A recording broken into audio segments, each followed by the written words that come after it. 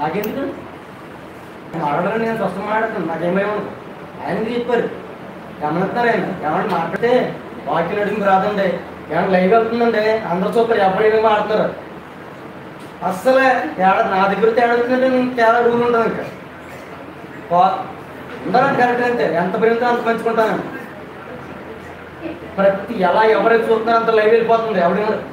ఎవరు పలానా సంఘం ఇలా ఉన్నారు, ఇలా ఉన్నారని అనుకుంటారు అన్నమాట. అక్కడ ఎంతమంది చూస్తున్నాం కూడా లైవ్ వెళ్తుంది. అది క్రమం చెప్పారు కదా, రాజుగారు 30 నిమిషాల సమయం కానీ రాత్రి మరి మర్చిపోయారు.